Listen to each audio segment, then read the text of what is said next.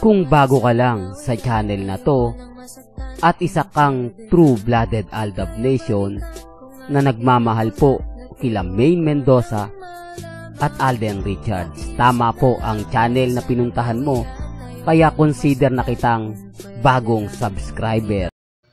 Welcome back mga ka-Aldab. Ito na naman po ang inyong lingkod, si Mr. Destiny. At syempre latest updates na naman po tayo dito sa mga nangyayari at nagaganap po sa social media. Ramdam nyo mga ka-Aldab na si Alden Richards relax na relax lang. Ramdam nyo si Alden Richards kalmado at kampante lang. Di po ba kahit ano po yung mga issue na kumakalat ngayon, kahit yung mga issue na binabato ngayon, di po ba?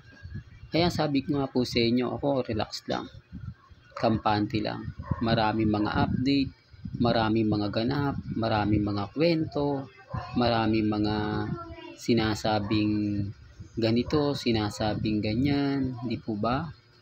Kaya nga kita nyo, hindi ako basta-basta nagpapa-apyekto. Never po tayo nagpapatalo, never po tayo nagpapadaig. O, ito yung pinaka-latest post ni Alden. Chill lang siya. Di po ba? Ito yung ganti niya sa mga bitter. Ito yung ganti niya sa mga taong sinasabing walang ganito. Ayan o, napakasimple lang po yung pagpaparamdam ni Alden Richards. Siguro naman po masaya na po kayo dyan. O, dito walang paghalong kay Kat din, etc. etc. Yung sinasabi nila na ganito ganyan, wala po. Nang nakikisaw-saw po ngayon, eto nga pong si Ogie Diaz. Pansin nyo, bakit nga po ba galit na galit siya ngayon sa fandom ng Aldab? Kasi tayo po yung namamayagpag eh.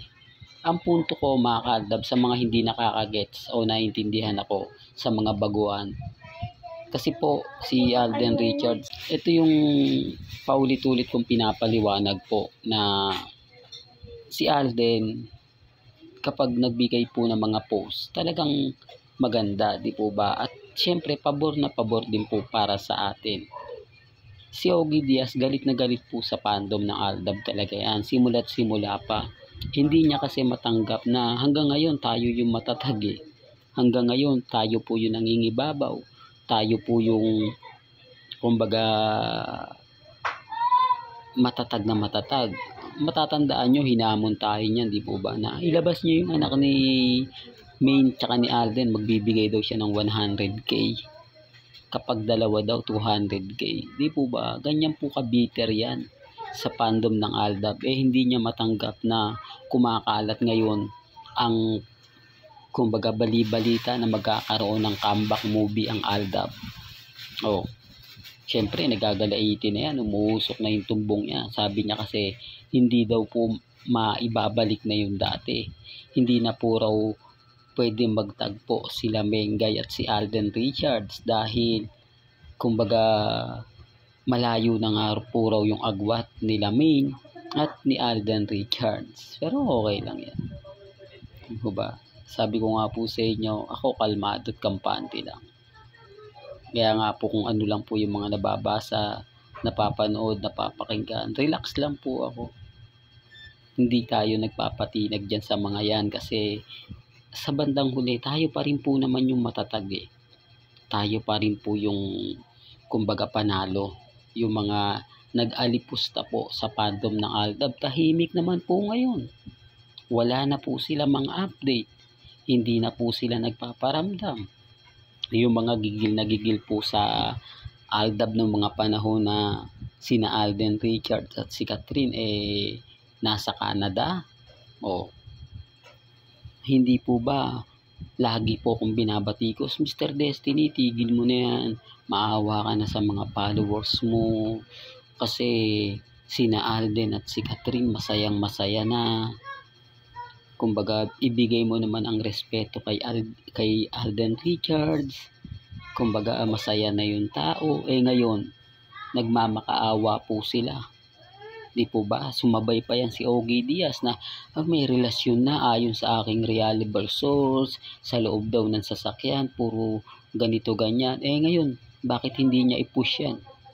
Oh, kung Update lang. Pansinin nyo yung latest post ni Alden, nakangiti lang siya.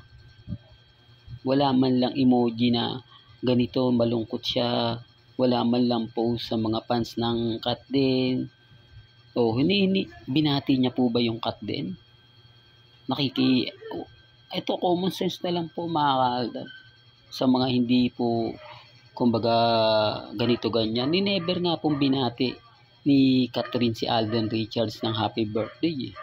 Bakit? Alam niya na magsiselos po si Daniel Padilla dahil wala na po yung pelikula eh. Tapos na eh. Bakit ganito ganyan pa? Hindi po ba? Bakit magpo-post pa siya sa Instagram? Maaari batiin niya kung sakasakali magkaroon ng pagkakataon ng live na sa Showtime, di po ba? Oh, wala eh yung magpo-post siya sa Instagram. Hindi niya gagawin yan at never pong gagawin ni Catherine yan. Oh, nasa na po yung mami? Nasa na po yung iba? Tahimik na. Di po ba? Lalo na po ito sa pangalawang makikita po ninyo na talagang wala na.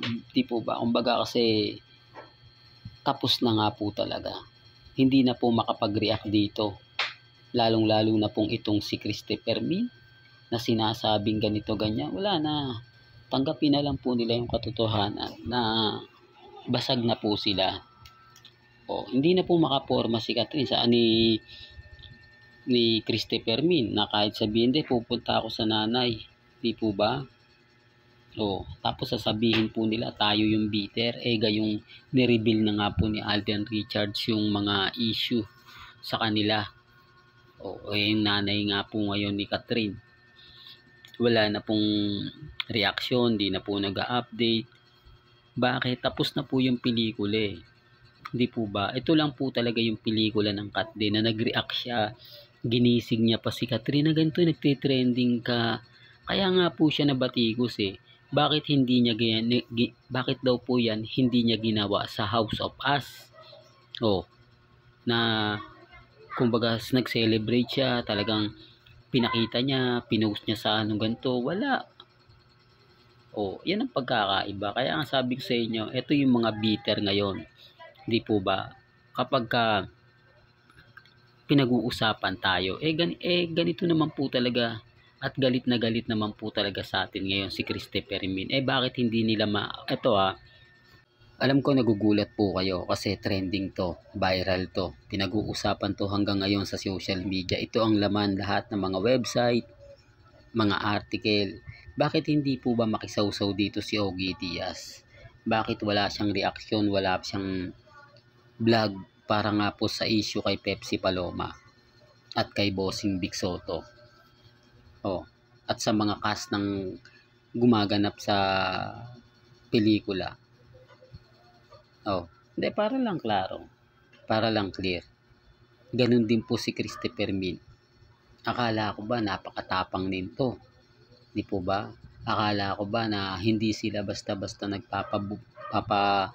anong ganito ganyan basta kapag may mga bali-balita sa kanila po. Oh, bakit tahimik po sila? Dito pa lang may mali na eh. Dito pa lang masasabi nyo na oo nga Mr. Destiny, tiklop sila kapag si bossing pinag-uusapan. Tiklop sila kapag may mga ganito. Hayaan lang daw nila muna yung kaso na sumulong bago sila makisawsaw.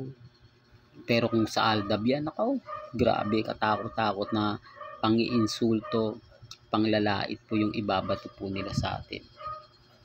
Diba? Andyan yung mga bagay-bagay na galit na naman sila, affected na naman sila. Diba? Sinasabi ko lang po ito para lang klaro. Sinasabi ko lang po ito para lang po sa mga mami, sa mga titas, sa mga senyor na hanggang ngayon nagtatanong, hanggang ngayon kumbaga nag-iisip, di po ba?